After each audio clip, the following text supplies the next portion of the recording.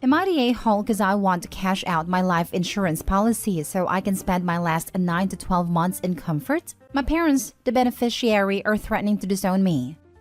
So yeah, I, male 28, have a terminal medical condition which I won't go into too much detail about. I didn't have the best health insurance/doctors, so I found out I had a big problem pretty much when it was too late. About the only thing I had of value other than some meager savings and an even smaller 401 in my car was a life insurance policy I got years ago when I was 18. It was a relatively small amount yearly at awesome terms, so why not? I always thought I could swap it over a future wife/kid, but not happening now. So, I haven't been able to work now for about 2 months. But I won't be eligible for hospice care until probably a few weeks before the end. The actual policy itself was for an eye-watering amount if I died before a certain age, which unfortunately is what is going to happen. I have been living at home with my parents rent-free since I stopped working, which is good of them. We haven't had the best relationship growing up, and they pretty much only did the minimum required by law in terms of how they raised me. No complaints, but not parents of the year material. A lot of this was due to finances. I have been putting money towards food and utilities, but not the rent they're paying, as that was a cost they were covering by themselves, and my being here hasn't increased it. Anyway, I have been investigating cash outs, both through the company and investor groups, that will give you a bit more in exchange for being named as beneficiary. I will probably stick with the company offer to get things moving faster. There are going to be some taxation issues, but the end result will be that my parents will essentially get an amount that will cover my funeral, and possibly a really good second-hand car. I estimate that the amount I will get will be enough for me to rent a nice condo near the beach, nice meals, maid service, some great experiences while I am well enough, and some in-home care nursing towards the end. My parents have basically said that the life insurance policy named to them will set them up for life and allow them to buy a house and invest, etc., and probably even retire early. They are in their 50s and were probably going to have to work until they dropped. They were telling me that they have made a lot of sacrifices to have me move into their house until I go to hospice, but I really don't see what that is, other than the inconvenience of 3 adults in a 2-bedroom house. One of them was going to give up work towards the end to provide some home care until I qualified for hospice, but my cashing out will mean they can keep working. I get that it would be the noble thing to help my parents out, but I don't want to. Edit. A few people have asked about the cash out versus beneficiary payment. 6 figures cash out, 7 figures if it goes to beneficiaries. It's a crazy good policy, but only because I am dying at the age I am and from the condition I have. It's like winning the worst lottery ever. Lol. Final edit. I'm tired and I'm going to have a nap. Thanks to all the messages of support and clarification on hospice entitlements and final advice. To put concerns to rest, when I said I won't be eligible for hospice for a few weeks before the end, I worded it badly, as much as is in my power. The only time I will go into hospice proper is my last few weeks. I am young and strong, and I plan to spend as much time by the sea until I can't. Let's see if life screws that up for me too. Lol. I will be meeting up with the social workers soon and making sure I claim everything I can. I love my parents despite the past, and my family, and I know this is putting a terrible strain on all of us. And I hope they will forgive me and keep the best memories on top. That's all, everyone. Take care. Now for the top comments. Not the a-hole. Your parents are looking at you as a post-mortem ATM. They actually are looking forward to you dying so they can cash in. Take the money and spend it how you wish. Right? What was it you said about naming one of the insurance companies as benefactor getting you more? Because I'm thinking that sounds good. Your parents sounds like ghouls, acting like their child with a terminal illness is some kind of lottery winning. It's utterly repulsive. I'd make a will and stipulate they get exactly enough to cover your funeral and final expenses, and have the rest go to the insurance company or a charity you care about. Or literally anyone but the people freaking rooting for you to die so they can cash in. Not the a-hole. It's your life, OP. It's your money, and you deserve to be able to live this time as you truly want. I would repay the funeral so they don't get buried in a cardboard box. Someone else said prepaying my funeral and making arrangements now would be a good gesture for my parents. I think it is a good idea as well. If you don't have long to go, you should be spending it as happy and comfortable as you are able to. Besides, it's your life insurance. It's your money. It's a kindness already to leave enough to cover funeral costs. Your loss shouldn't be their gain. They should want the best for you while you're here. Not the a-hole. Thanks for that, man. Yeah, no parent should have to bury their child, so I think it's responsible for me to cover the costs. I am pretty sure my siblings and I will have to pay to bury my parents when their time comes, as saving money/earning money has never been their best point. It won't be my problem though, lol.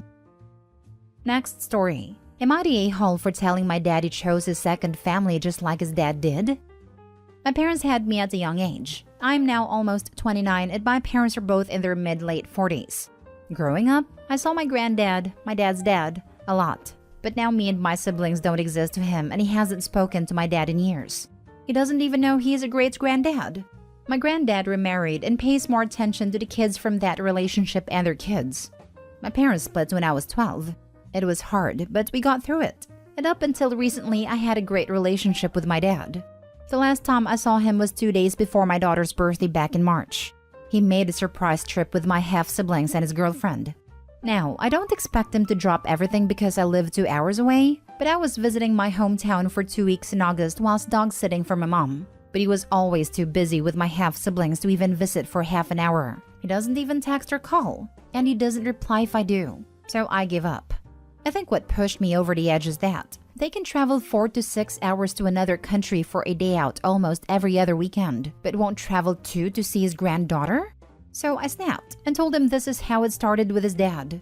He was around for his grandchildren, then just stopped and focused on his second family. And for someone who said he wouldn't be like his dad, he sure is acting like him. My dad's girlfriend piped up and said I got my dad when I was younger. So why can't my half-siblings get him now? I told her it's not about me. It's about my daughter knowing her granddad as he is the only person she doesn't know. At that point, she called me an a-hole for trying to ruin my half-siblings' childhood. Just to add, my dad lives with his girlfriend and half-siblings, so it's not like he only gets to see them every other weekend or every weekend. So am I the a-hole? Not the a-hole. What really gets me is his girlfriend's comment that you had him when you were young.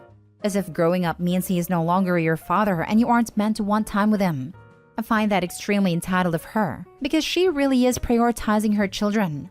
No doubt he has a responsibility to them too, to provide for them, etc., but your age just doesn't make you any less his child. She's selfish and entitled, totally. You didn't mention what your dad's reaction was though, and that's what matters in my opinion. He didn't say anything about that. If I'm honest, I don't know why he's still with her. As with that relationship, she says jump and he says how high. It's not a very good relationship all around. I guess it stays for the kids. Not the a-hole, but don't bet on your dad. It hurts, like a lot, but better write him off now. Maybe a last try would bring closure. Sit down with him, alone, and have a sincere conversation. I'd love that, but he can't go anywhere without her, or she doesn't let him. And if I say something, I'm in the wrong. If she really doesn't let him go, he is a victim. But even though we want to help them sometimes, for our own sake, we have to let go of them or take some space. Tell him you're done, but if he ever wanted to talk, he can call.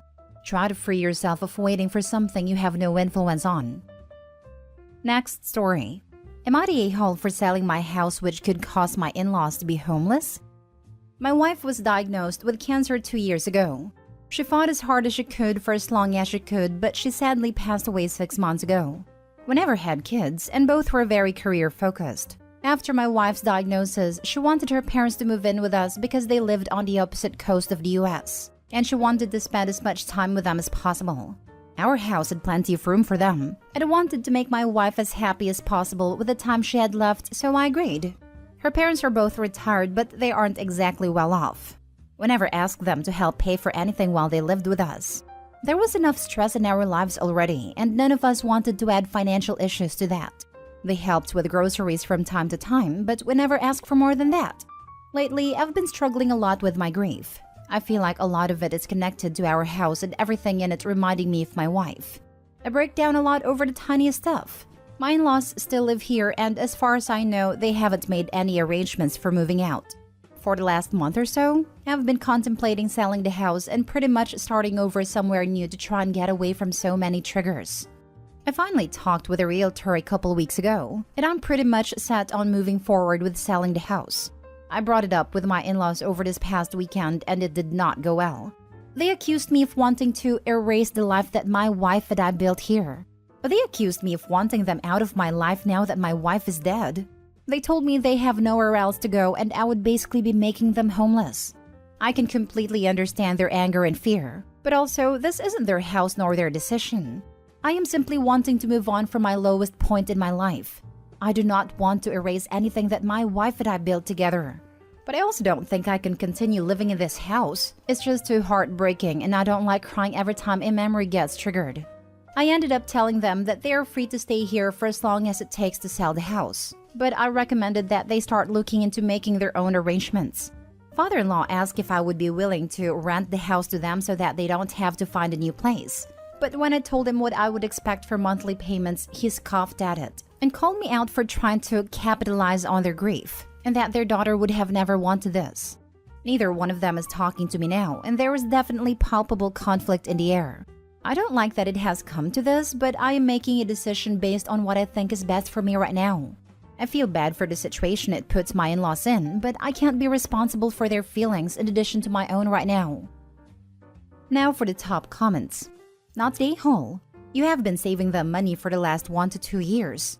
They could afford to live however they were living before, and they can live that way again. You are not capitalizing on their grief. They are trying to monetize your guilt. If anything, mother-in-law and father-in-law are capitalizing on Opie's grief.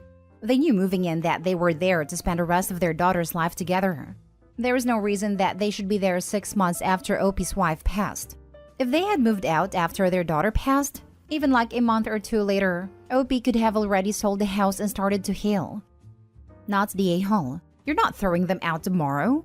You're telling them that you can't stay there and you're selling the home. There's no erasing the life you had with your wife. You'll carry that the rest of your life. You're entitled to doing what is best for you. Also, how did they think they wouldn't have to pay something to rent? Sounds like they just thought they'd live with you for free forever. Because you're a nice person?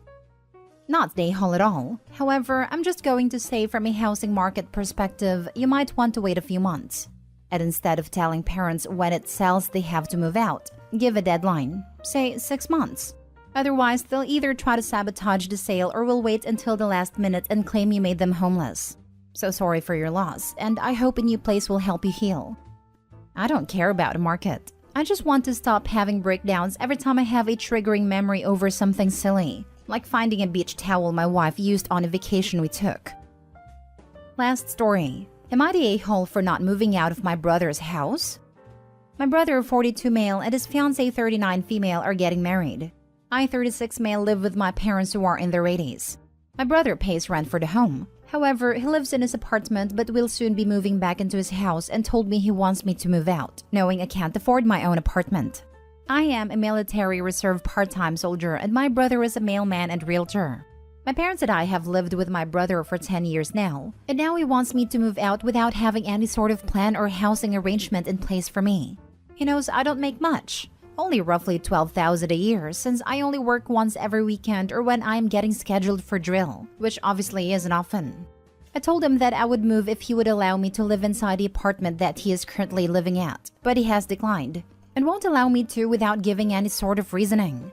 I feel it is his fiancée who encouraged him to go down this endeavor of putting me onto the street so suddenly, when my brother never mentioned any of this such and having any despair feelings of me moving out. In our culture, it is common for family to live together under one roof. I told him there is no way I'm moving unless I'm being allowed to stay in the apartment. You're the a-hole just thinking you could get by on a reservist's salary. You're the a-hole for thinking that it was perfectly acceptable and adult to have your brother, not even your parents for Pete's sake, pay your way through life. You're the a-hole for believing that any other adult would and could continue to pay for your lifestyle forever. I mean, come on, what was your plan had your brother died tomorrow? You're the a-hole for trying to shift the blame onto your future sister-in-law. That's some messed up sexist nonsense to assume that.